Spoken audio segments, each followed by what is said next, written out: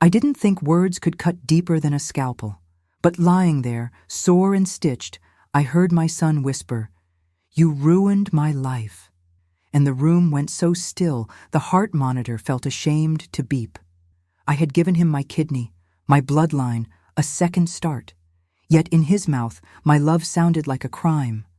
I didn't know then what could twist a son against his mother so cleanly, only that the echo of those words would not let me sleep. My name is Elaine Carter. I'm 68, and I live on the dusty edge of Austin, Texas, where the heat presses down like a steady hand. I was a nurse most of my life. I can still line up pill bottles by instinct and tell the time by the rhythm of a blood pressure cuff.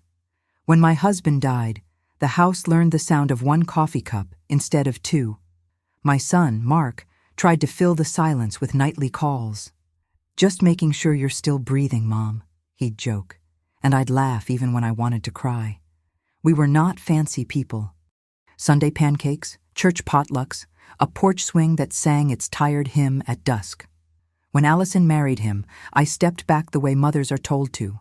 Let them build their own walls, their own windows. She was polite, educated, her smile precise, like a ribbon cut clean. I told myself love doesn't need my approval to be true. Then came the diagnosis: renal failure, aggressive, the kind of storm that doesn't bother with thunder before it breaks. I didn't hesitate.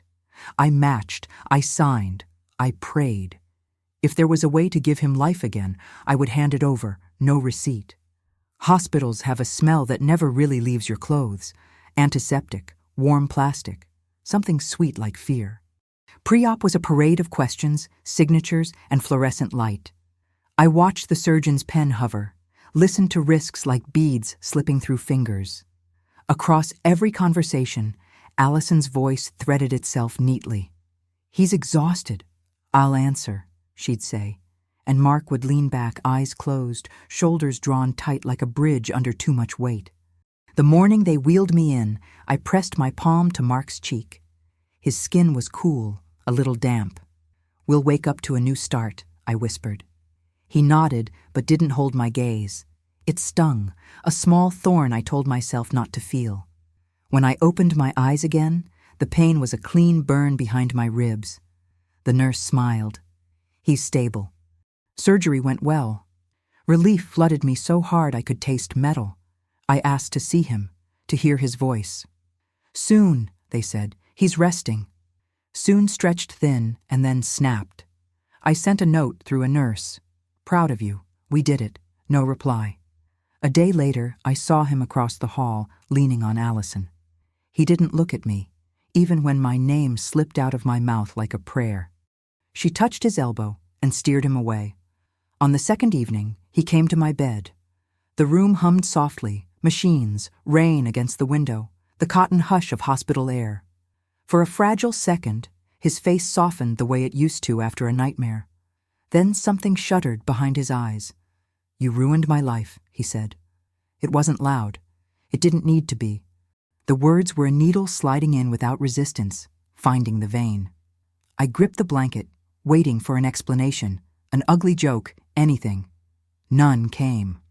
Allison's silhouette hovered in the doorway, still, composed.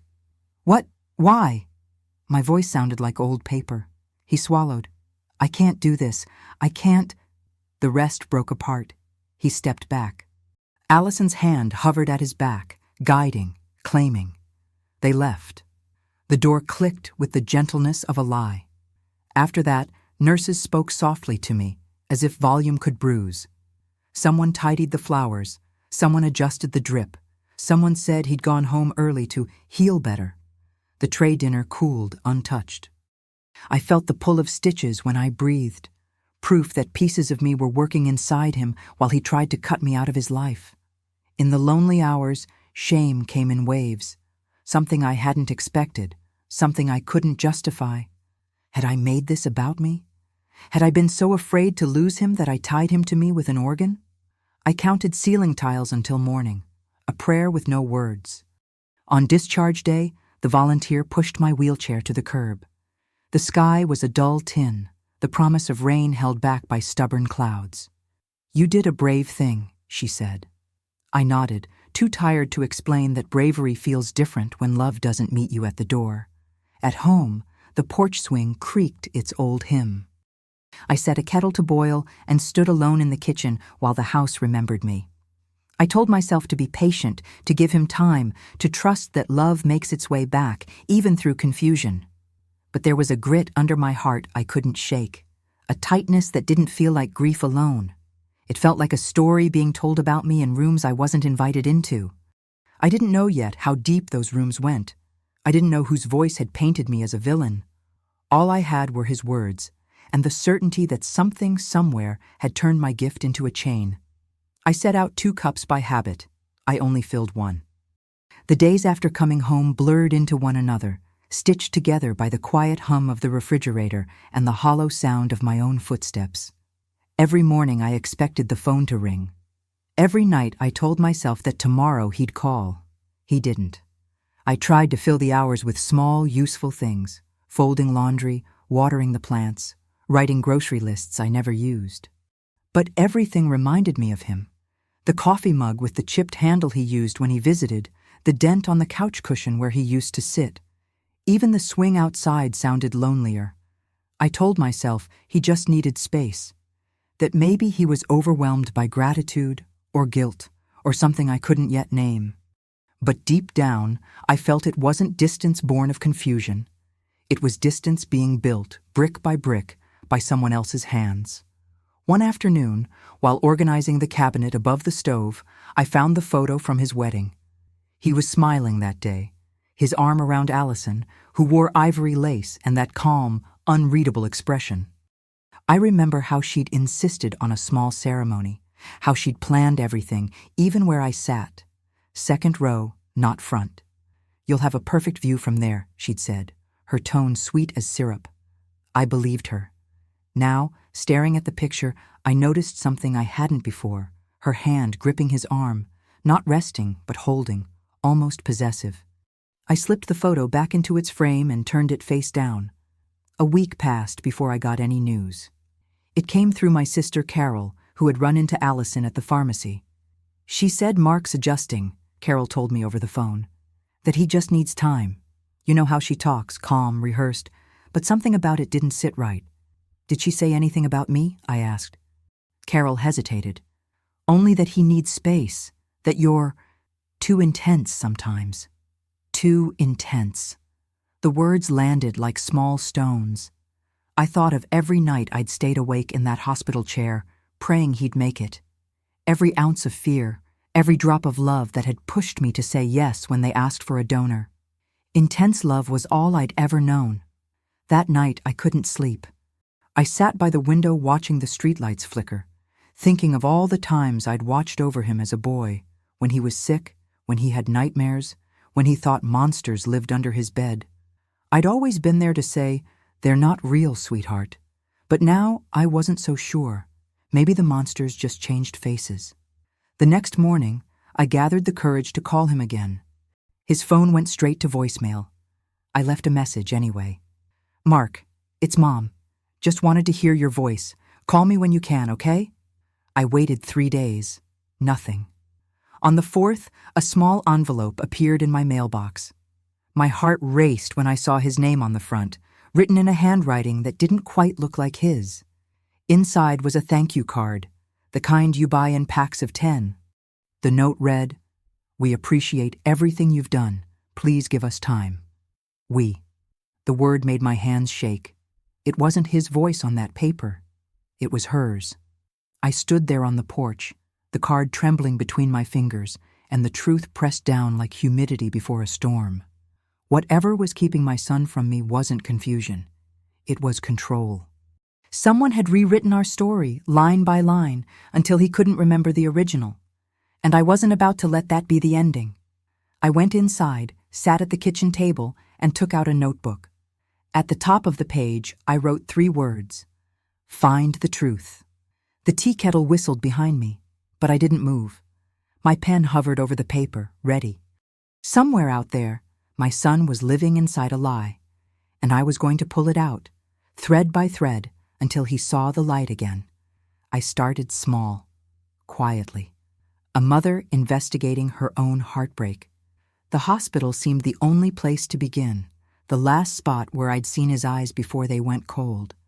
I called the nurse who had cared for both of us after surgery, a kind woman named Denise with a gentle drawl and a habit of calling everyone sweetheart. I just wanted to check how Mark was doing, I said, trying to sound casual. There was a pause on the line. Far as I know, he's fine, sugar. Recovered real quick. His wife was real protective, though. Didn't let many visitors in. That word again. Protective. It used to mean love. Now it felt like a lock. Did he leave anything behind? Maybe something personal? Denise hesitated, then sighed. Well, we did find a phone in his drawer after they left. I tried calling, but no one came to pick it up. You're listed as next of kin, so if you want it, it's yours. My heart stumbled. Yes, I whispered. Yes, I'll come get it. I drove there that afternoon, the hospital corridors glowing sterile and endless. Denise met me at the front desk and handed me a small plastic bag. Inside was Mark's phone, black case, small crack on the corner, the kind of damage he used to complain about. Battery's low, she said. Might need a charge.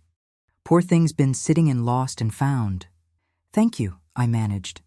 When I got home, I set the phone on the kitchen counter like a fragile truth waiting to be heard.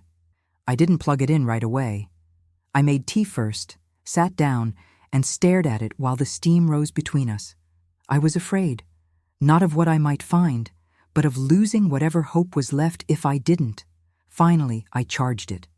The screen flickered, then lit up. A lock screen photo of Mark and Allison standing by a lake. They were smiling, but something in the image unsettled me. His shoulders were turned slightly away from her, his eyes unfocused, as if he was looking at someone just beyond the frame. I swiped up. No password. That in itself was strange. Mark always protected his privacy. My stomach tightened. The Messages app pulsed with unread bubbles. My hands trembled as I opened it. Dozens of conversations, but one thread glowed at the top. Allison. I clicked it. Her words filled the screen. Dozens of paragraphs, each one a careful incision. She's trying to control you again. You need to start living your own life. Don't let her guilt you into this surgery. My throat went dry. These weren't worried messages. They were manipulations. Each text chipped away at something tender between us, replacing trust with fear. Then I found one that stopped my heart.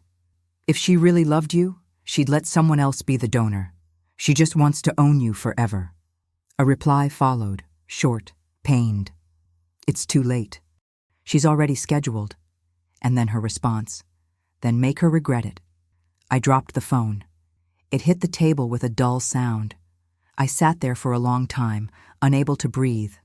All the sleepless nights, the kindness she'd shown me with that smooth, careful voice. It was all part of something darker. A quiet campaign. She hadn't needed to shout to separate us. She'd whispered. I pressed my palm to the phone, tears sliding down my face. I wanted to scream, to drive to their house, to demand answers. But part of me knew that storming in would only prove her right. So I wiped my eyes and told myself to think like the nurse I used to be. Steady, observant, precise. I didn't know how deep her poison ran, but I was going to trace every vein of it until I found where it began. Outside, thunder rolled far off in the distance. Somewhere a storm was coming. The storm broke that night. Rain against the windows, wind threading through the eaves, thunder rolling like old bones. It felt fitting, nature matching the chaos in my chest. I sat by the kitchen table, staring at Mark's phone, the glow from the screen cutting through the dark. There were more messages, old ones from months before the transplant. I scrolled until I found the beginning of the corrosion. Allison, your mother still treats you like a boy. Mark, she means well. She's just lonely. Allison, you've spent your whole life cleaning up her loneliness. Each word was a splinter. I could see her careful precision, the way she didn't accuse outright, but guided him gently, like leading a blindfolded child toward the edge of a cliff. I remembered the dinners after they got married, The way she'd lean in and answer questions for him, how he'd smile, embarrassed, and let her. At the time, I'd told myself it was just new love, the soft kind that makes people forget the rest of the world. Now I knew better. It wasn't softness, it was ownership. Between the texts, I saw pieces of him unravel. He started apologizing for things that didn't need apologies. Sorry I didn't call sooner. Sorry if I made her uncomfortable. Sorry I said I missed you. And she'd reply, "You don't owe her anything." That's how it works, I realized. You strip someone of their guilt until they feel guilty for breathing. My tears blurred the screen, but I kept reading. Then, buried among the back and forth, I found a note he'd written to himself, unsent, tucked in his drafts. Mom gave everything for me. I just wish she'd let me live my life. I recognized the ache in those words. It wasn't anger, it was confusion. The kind that festers when love gets tangled with shame. I closed my eyes, breathing through the pain. If I rushed in now, he'd shut down. Allison's story had already taken root, and roots don't come up easy. I'd need to be careful, patient. But patience was a strange medicine. It cured some things and killed others. By morning, the storm had passed. The yard glistened, the air heavy with the smell of wet earth. I poured coffee, my hands steady again, and looked at the phone one more time.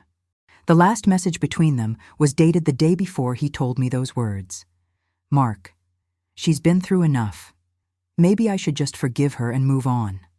Allison, if you do, she'll never stop controlling you. Do you want to live under her guilt forever? That was the final thread pulled. The next day, in that hospital room, he'd repeated her script, line for line, thinking it was his own voice. I pressed the phone against my chest, the way mothers once held their newborns. He didn't mean it, I whispered. He couldn't have. Outside, the sun broke through the clouds, gold on wet pavement. I made a choice then, not to confront him with anger, but with truth. I would look him in the eyes and remind him who he was before her voice rewrote him. I packed a small bag, medication, a sweater, a copy of an old photo of us fishing at Lake Travis. Then I slipped the phone inside my purse, its weight both anchor and evidence. Before leaving, I stood by the mirror. The woman staring back at me looked older, thinner, but alive with purpose. Time to bring him home, I said softly. And for the first time since the surgery, the reflection smiled back.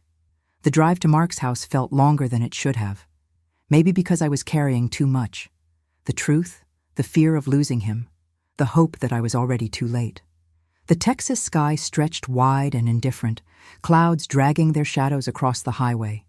Every mile marker was a memory, his first baseball game, his first broken arm, the night he called to say he'd met Allison. I'd smiled so big that day, proud that he'd found someone gentle. When I pulled into their neighborhood, the houses looked new and polished, all perfect lawns and polite facades. His truck was in the driveway. My pulse jumped. I parked by the curb and sat there for a minute, watching the porch light flicker.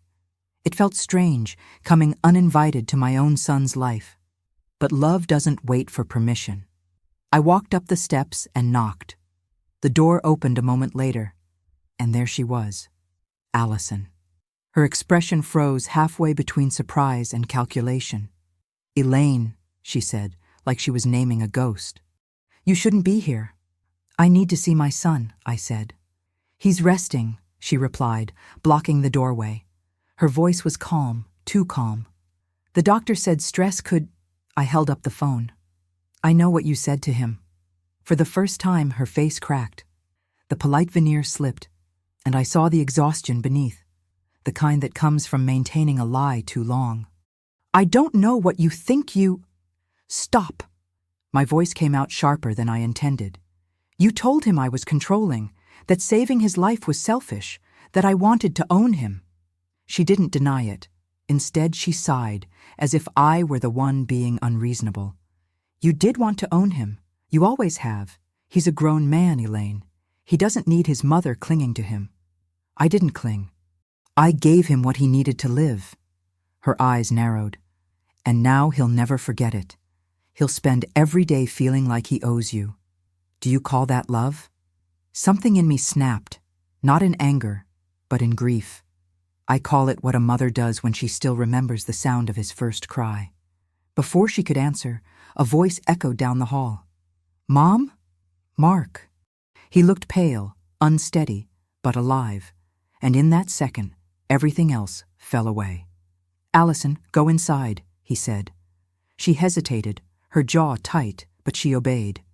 The door closed softly behind her, leaving us standing in the dim porch light. He looked at me, then at the phone in my hand. "You read them." I had to. He nodded, shame clouding his features. "She said you'd twist everything." "I didn't twist anything, Mark. She did." He sat down on the porch step, shoulders slumped. "I thought she was helping me. She said you'd never let me go, that even giving me your kidney was just another way of keeping me close." The words hung between us, sharp and trembling. "Do you really believe that?" I asked. He rubbed his eyes. "I don't know what to believe anymore." I sat beside him, careful not to touch him yet. "Then believe this. Love isn't a debt. It's not something you pay back. I didn't save you to own you. I did it because I couldn't imagine the world without you in it." He stared at the ground. "She said you blamed me for Dad's accident, that you've never forgiven me." I felt my breath catch. There it was, the wound beneath all wounds. "That's not true," I whispered. "Not the way she told you." He looked up, searching my face. "Then tell me the way it really was." And I realized this was the moment, the one I'd been both dreading and waiting for. The storm wasn't over. It was just beginning. I hadn't spoken about that night in over 40 years. The words had rusted inside me, heavy and sharp, but when Mark asked, something in me cracked open. "It was raining," I began. "The kind of rain that makes everything blur. Your father had been at the bar with his brother. Nothing wild, just a few drinks. I'd stayed home with you. You were 16. You called him, remember?"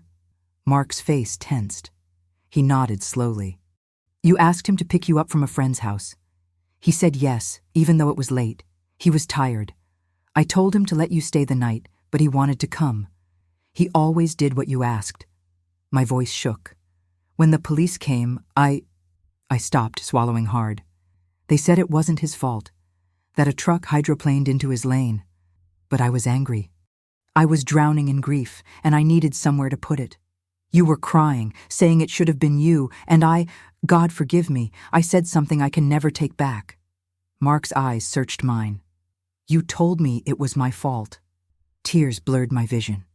"Yes, I said it once, and the second it left my mouth, I wanted to die.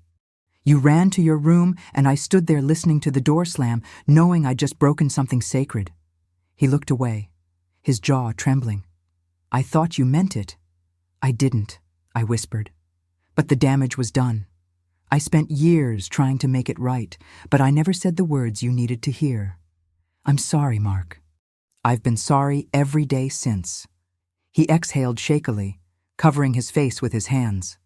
"Allison knew about that night. I told her everything when we started dating. I wanted her to understand why I pulled away from you sometimes. And she used it." He nodded. "She said you'd never forgiven me, that the surgery was your way of proving I still owed you for what happened." I closed my eyes. It was so cruelly logical, the kind of lie that sounds like truth because it wears truth's skin. When I looked at him again, I saw not anger, but exhaustion. The kind that doesn't come from hate. It comes from carrying someone else's version of the past for too long. "Mark," I said softly. "You've lived half your life inside that sentence I said. You can step out of it now." He looked at me, eyes red. "How? Every time I hear your voice, I hear that night. Then hear this one instead." I took his hand and pressed it over the scar just below my ribs. "This is where you live now. Not in that memory, not in guilt. Right here." For a long time, neither of us spoke. The porch light buzzed, moths tapping against it like small, desperate hearts. "I wanted to hate you," he finally said. "After everything Allison said, it was easier to believe you were the villain. It made the pain simpler. I know, I said. Hate always does, but it doesn't heal anything. He leaned back, his head resting against the porch post. She left, he murmured. Packed her bags while I was at dialysis follow-ups, said she needed space. I felt an ache of pity, not for her, but for the emptiness she'd leave behind. You'll have space now, I said. Use it to breathe, not to hide. He turned toward me, the faintest trace of his old smile flickering across his lips. You still talk like a nurse. I laughed softly.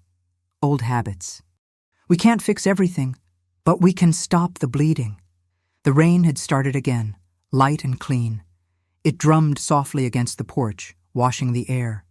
Mark reached for my hand, this time without hesitation.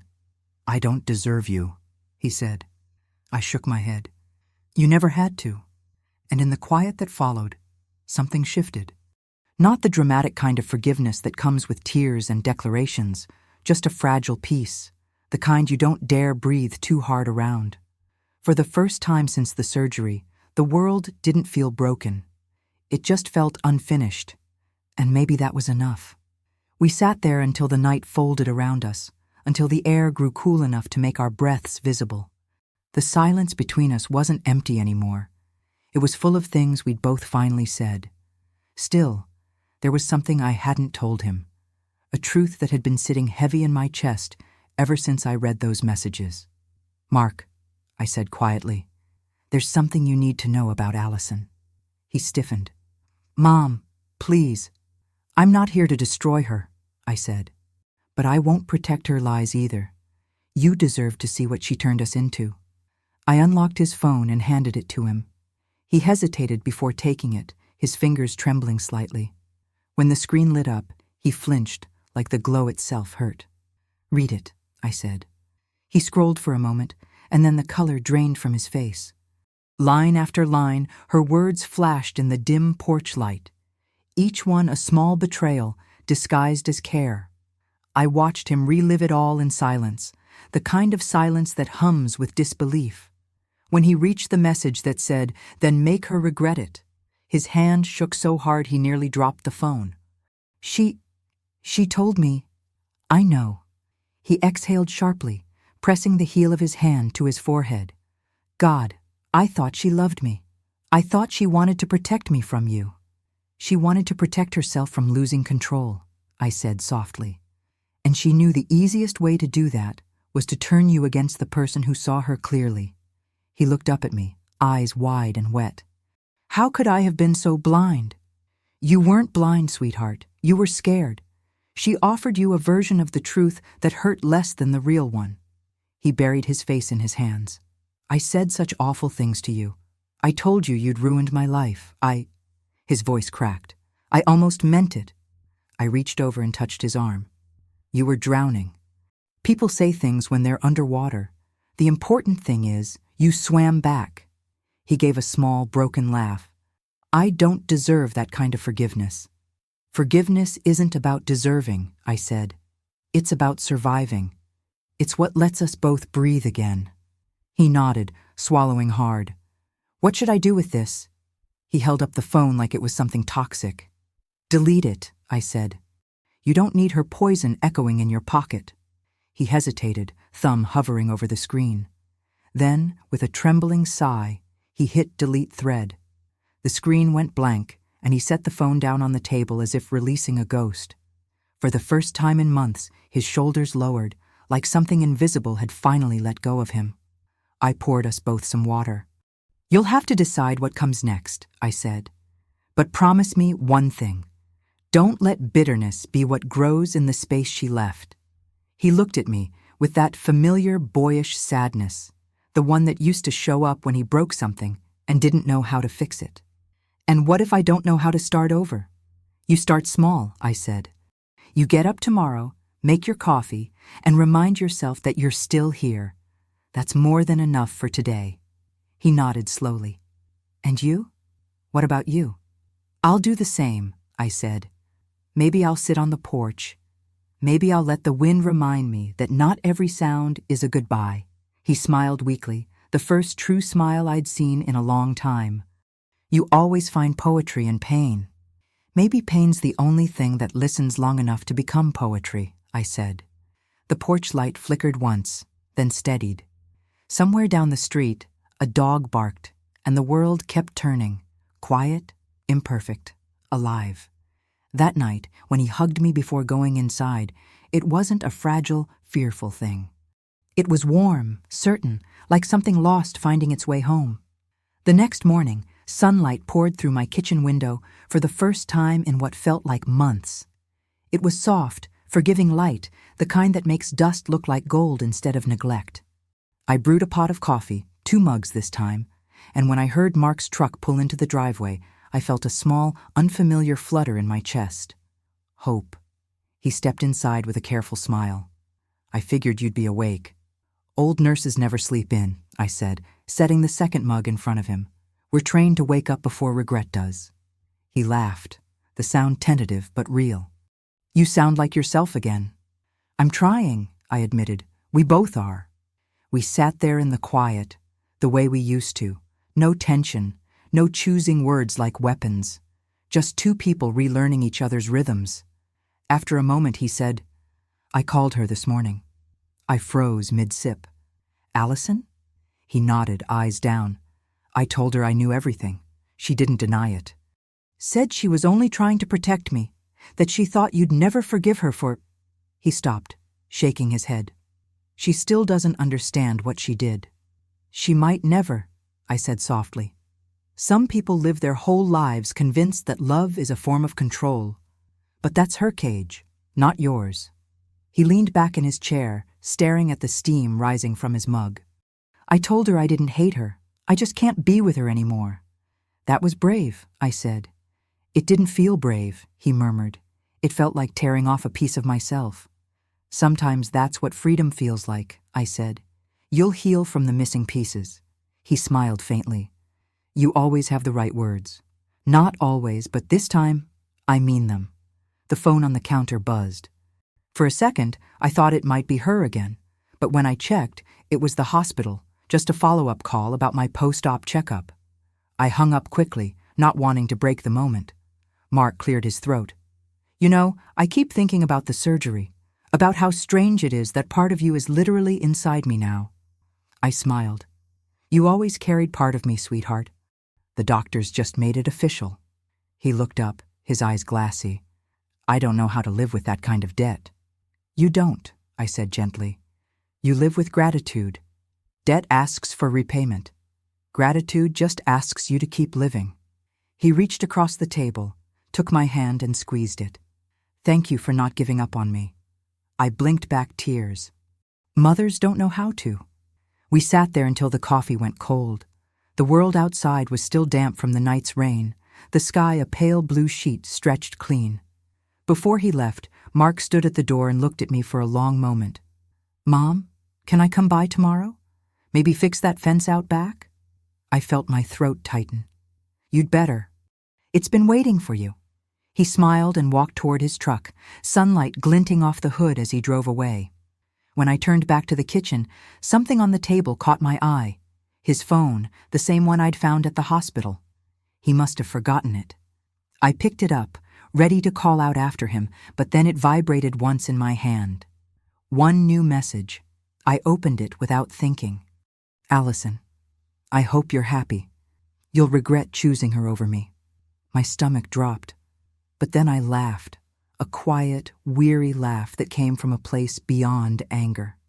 I deleted the message, set the phone face down on the counter and whispered, No, Allison, we won't.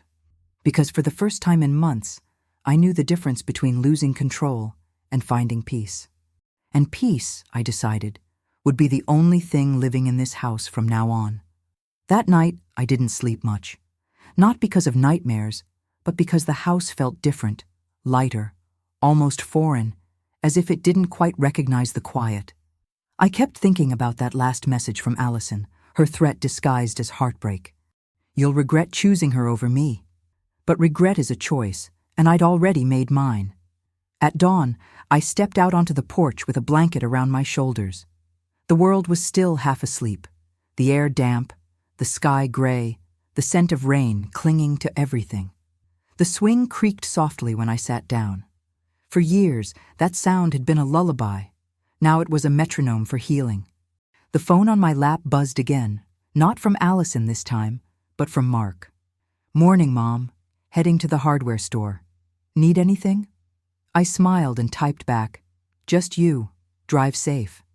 After I sent it, I stayed outside, listening to the wind move through the pecan trees.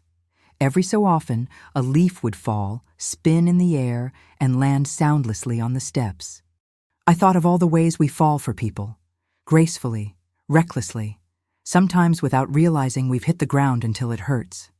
Around noon, Mark showed up with a box of nails, 2 planks of wood, and the kind of quiet optimism that looks fragile until you realize it's not. "Fence repair day?" I asked. He grinned. "You said it was waiting for me." I poured lemonade while he worked.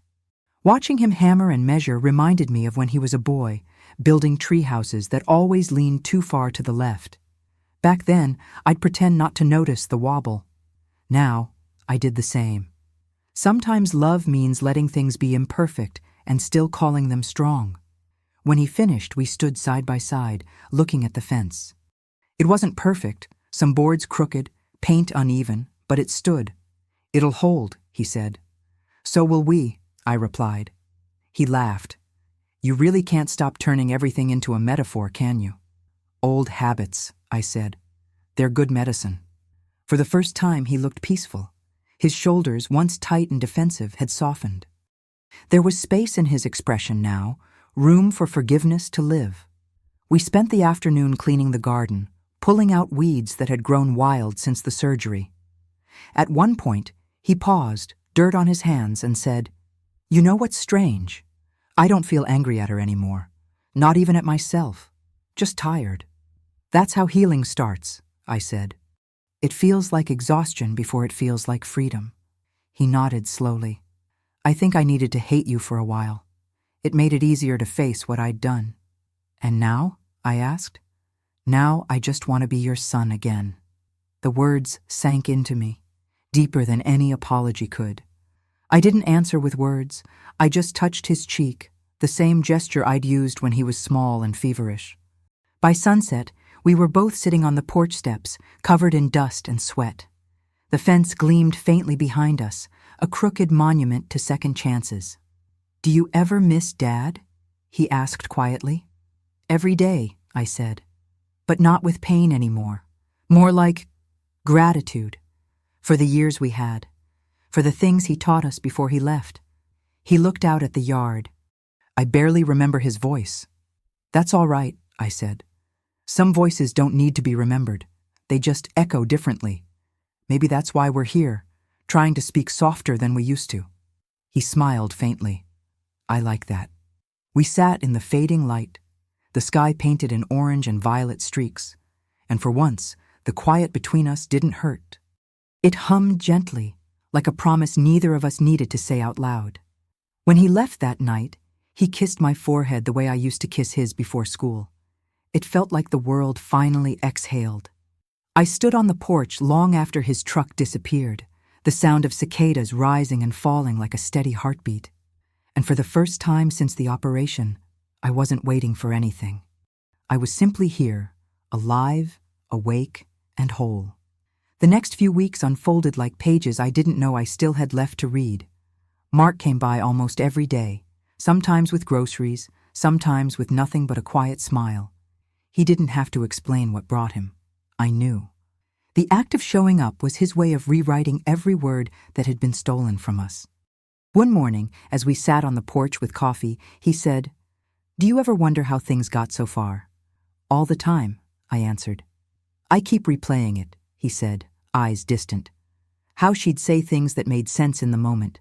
How I started hearing your voice through her filter instead of my own." "That's how control works," I said softly. "It doesn't shout.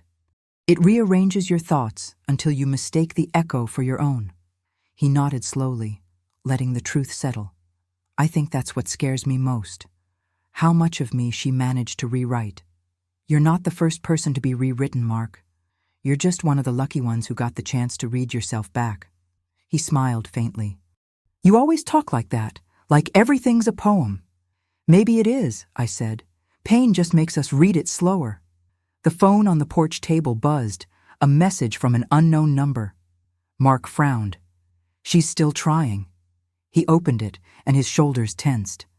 I leaned forward but didn't pry. After a moment, he turned the screen toward me. The text was short. You'll come back. You always do. He stared at it for a long moment, then hit delete. Not this time, he said quietly. I felt a strange mix of relief and sadness. She'll move on eventually.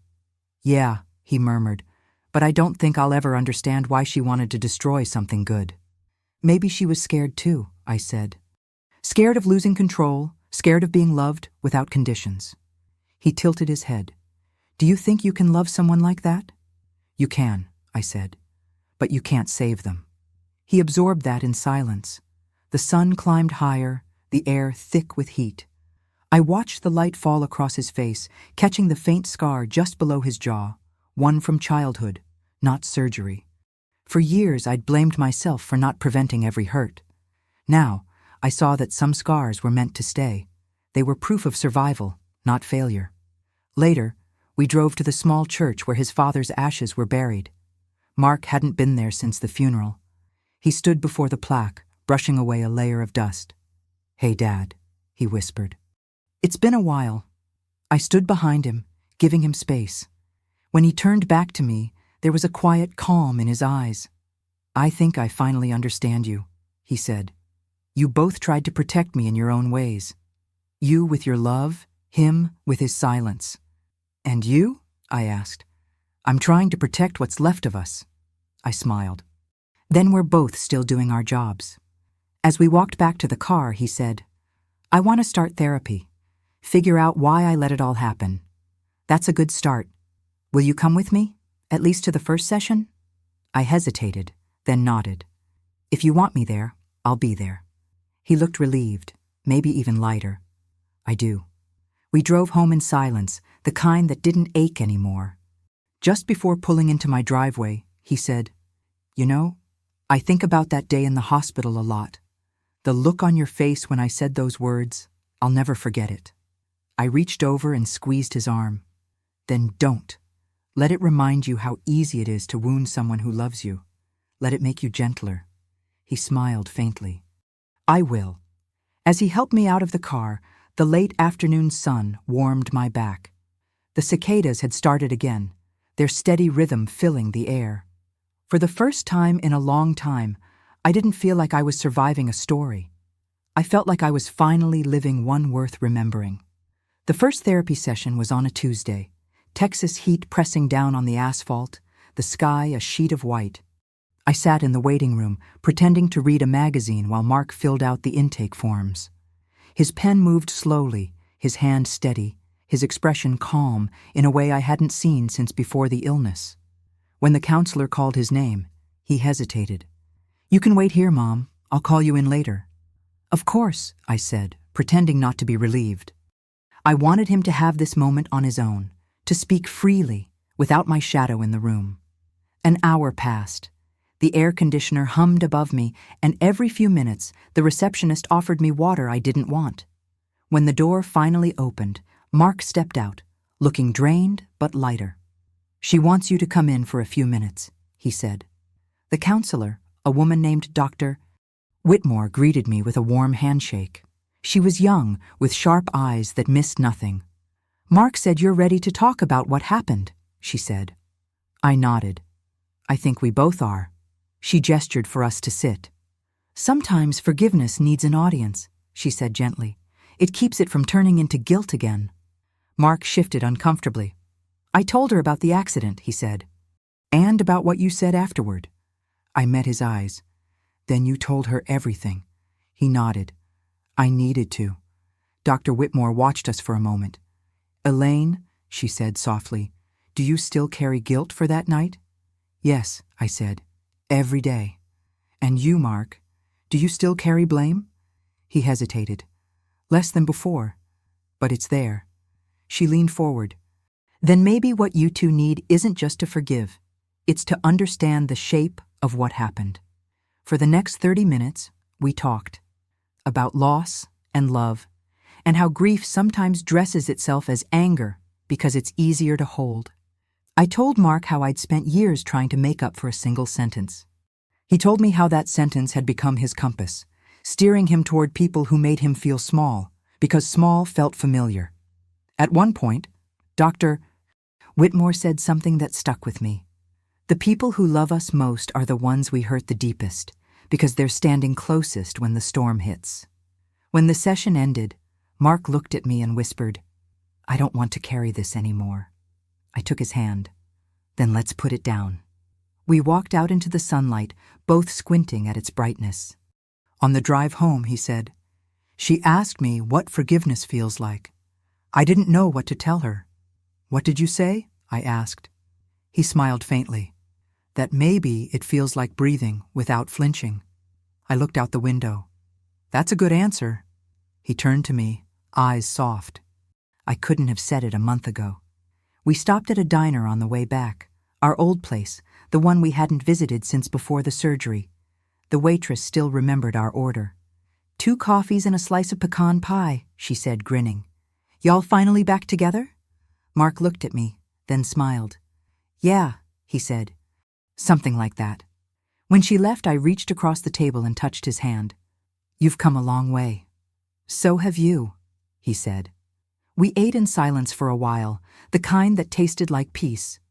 When we finished, he paid the check before I could argue, then said, "I was thinking of going back to work next month." "That's good," I said.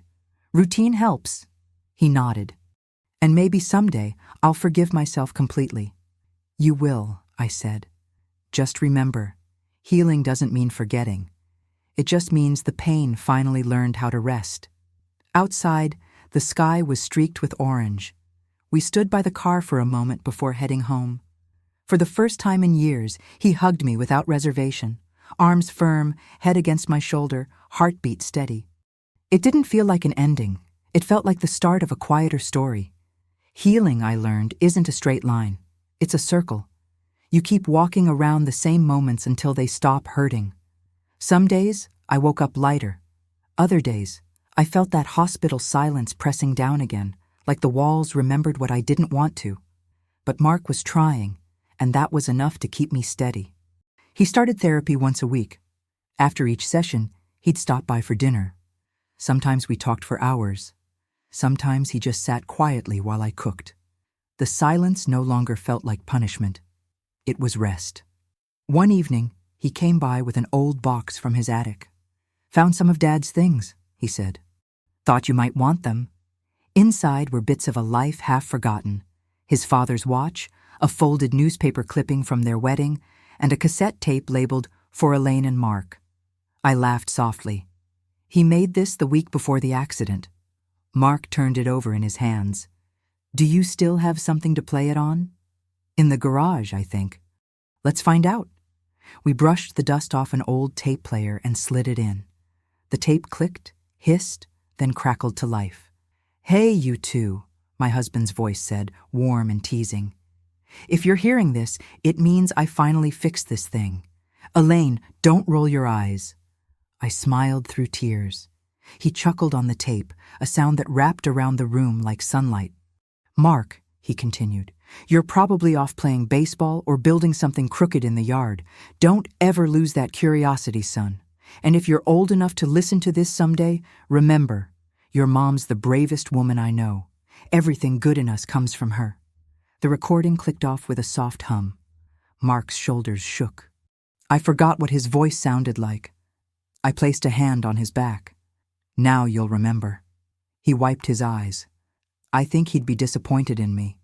For how I treated you." "No," I said. "He'd just be happy we found our way back."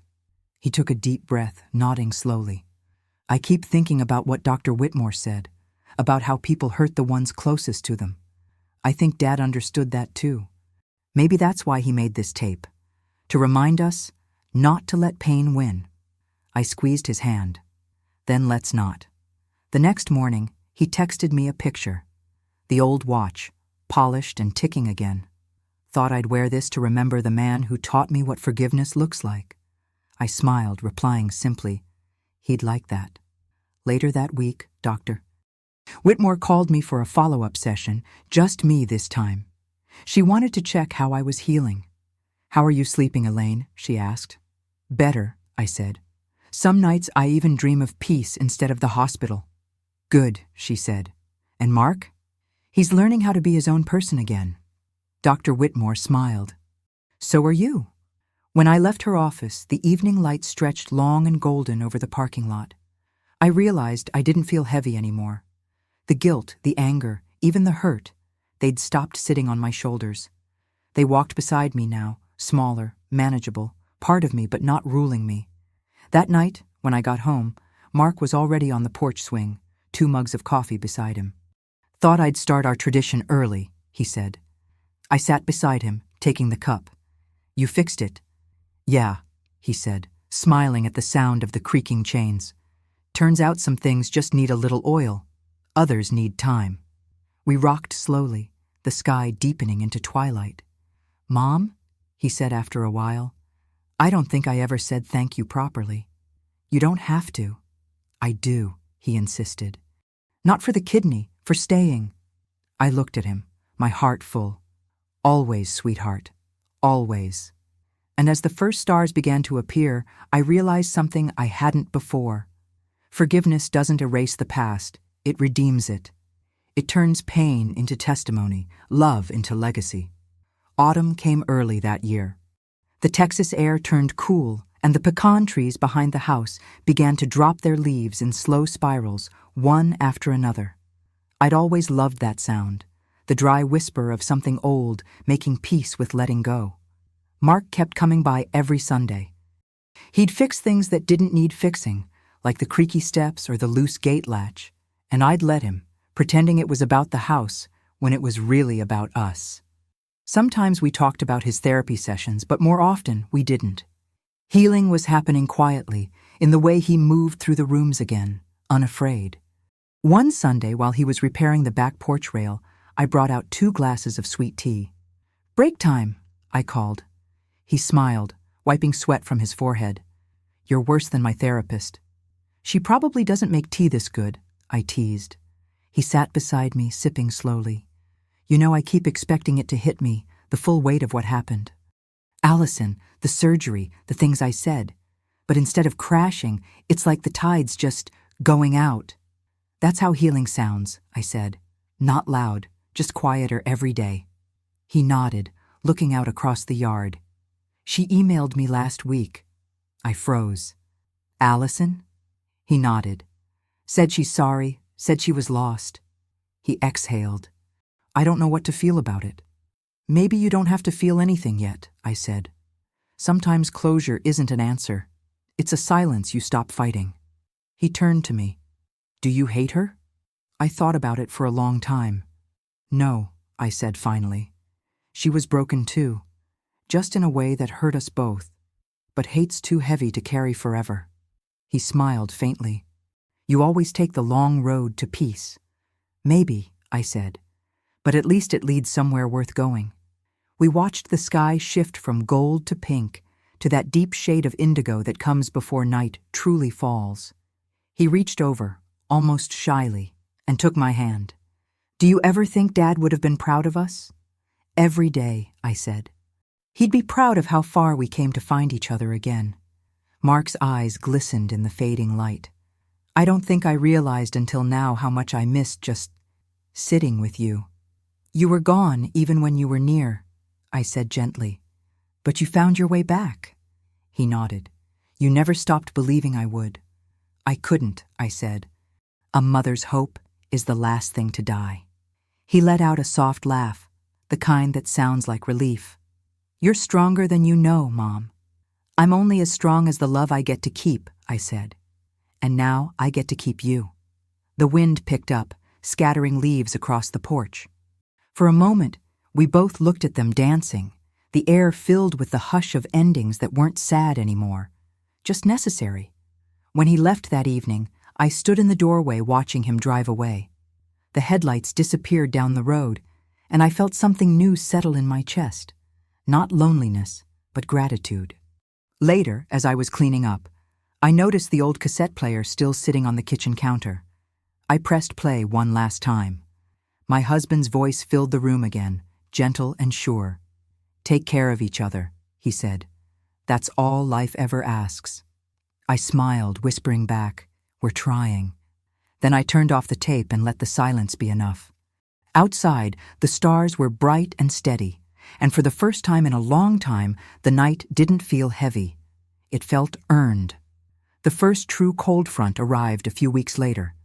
The air smelled like cedar smoke and endings, but also beginnings, the kind that sneak in quietly when you've stopped expecting them. Mark came over carrying a small box. He set it on the kitchen table, grinning like a boy. "What's that?" I asked. "You'll see," he said. "But first, jacket on. We're going for a drive." I raised an eyebrow. "Since when do I take orders from you?" He laughed. "Since I started paying for gas." We drove out of town, past the grocery store, past the lake where his father used to fish. The trees thinned until the land opened wide, a quilt of dry fields and pale sky. When we finally stopped, we were standing at the edge of a small hill that overlooked everything. "This is where Dad used to bring me," he said softly. "I thought maybe we could come here together, start something new." He opened the box. Inside was a small wooden frame with 2 photos, one of him as a boy, one of us on the porch last week, laughing, our heads tilted the same way.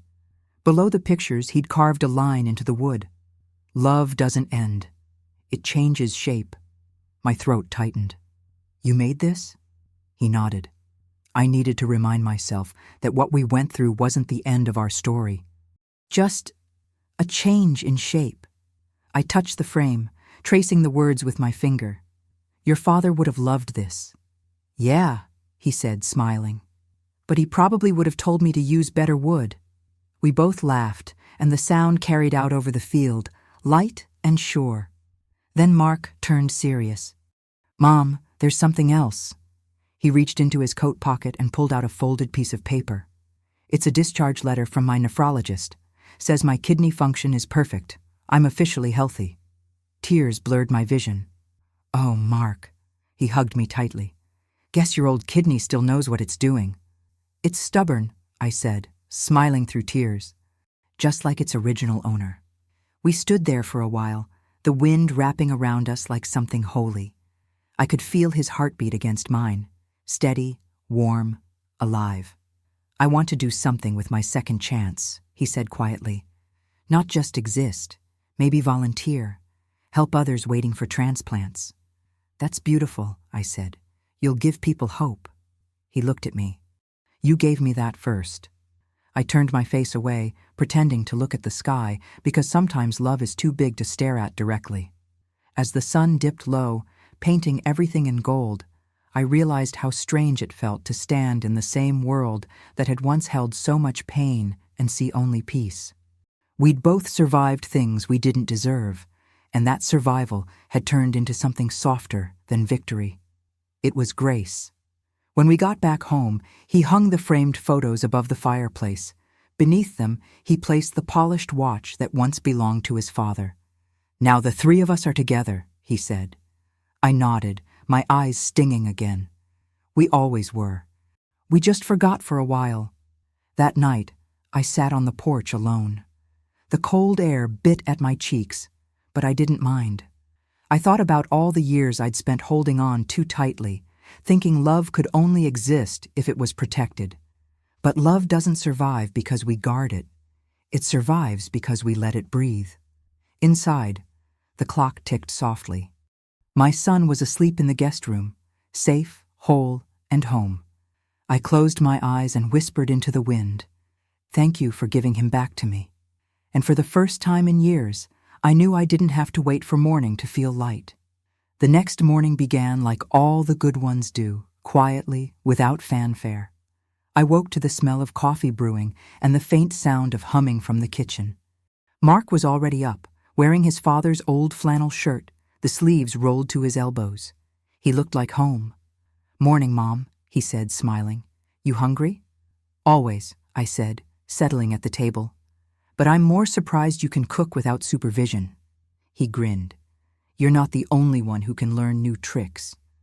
The sunlight poured through the curtains, soft and amber.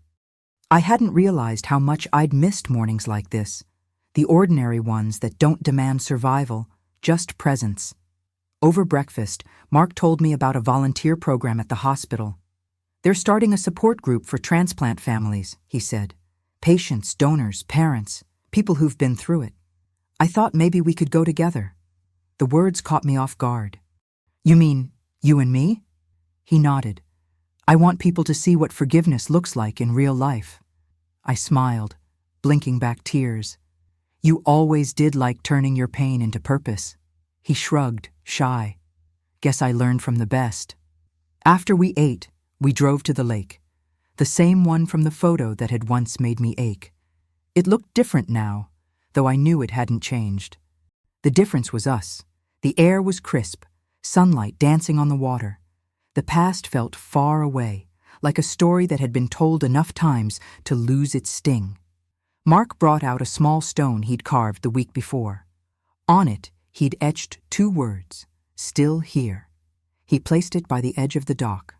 "For Dad," he said quietly. "And for us." We stood there a while, not talking, just breathing in the peace. The wind brushed the surface of the lake, sending ripples across the reflection of the sky. When we finally headed back to the car, I caught our mirrored shapes in the window, 2 silhouettes side by side, the space between us filled with everything we'd survived. On the drive home, he reached for the radio. A familiar country song came on, the same one his father used to sing under his breath while washing the car. Mark glanced at me and smiled. I joined in, off-key and unashamed. For once, I didn't care how it sounded. When we got home, he lingered at the door. "I'll see you tomorrow?" he asked. "Tomorrow and the day after that," I said. He laughed. "You're not letting me disappear again, are you?" "Not a chance," I said. "But you can go live your life. I'll be right here, cheering quietly." He hugged me, the kind of hug that seals promises. Then he left, his truck fading into the horizon. I stood on the porch for a long time, the wind cool against my face. For the first time, I felt the weight of my years not as loss, but as proof of everything I'd endured.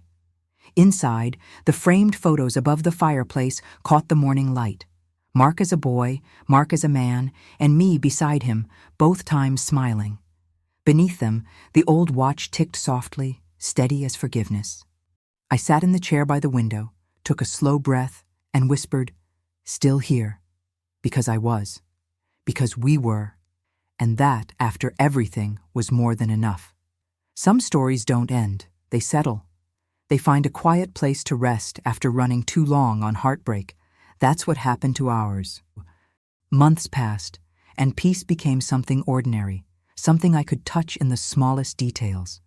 The sound of Mark's truck pulling into the driveway, the smell of his coffee brewing in my kitchen, the soft laughter that returned to fill the spaces where silence used to ache. He kept his promise. We joined that hospital support group together. The first time we spoke, my voice trembled, but I told them the truth. That love doesn't always look noble. Sometimes it bleeds. Sometimes it gets twisted into guilt and misunderstanding before finding its way back to grace. When I finished, a young woman in the front row wiped her eyes. Later, she told me she'd been scared to forgive her own mother. "You made me believe it's possible," she said. I smiled and told her what I'd learned the hardest way. Forgiveness isn't weakness. It's the last strong thing love can do. Mark speaks at those meetings now too. When he tells our story, he doesn't hide the ugly parts. He says the sentence, "You ruined my life," like it's a relic, proof of how lost he once was, not a wound that still bleeds. I always watch him with quiet pride, the same pride I used to feel when he was little and managed to ride his bike without falling. Only now, it's his heart that stays balanced. Some nights, I sit on the porch and talk to the stars. I tell my husband we're doing all right, that his watch still ticks on our mantle, that his son forgave himself, that I did too. The scars from the surgery have faded into pale lines across my skin, soft reminders of what it costs to love fully. I touch them sometimes and think, pain is just proof that we tried. And when the world feels heavy again, I whisper the same words carved on that stone by the lake. Still here, because we are. Because love, even after it breaks, keeps breathing. If this story found a place in your heart, leave me a comment telling me where in the world you're listening from, and give it a like so it can reach someone who needs a little forgiveness today. Don't forget to subscribe so you don't miss what comes next. And now, keep watching the video on your screen. The journey continues there.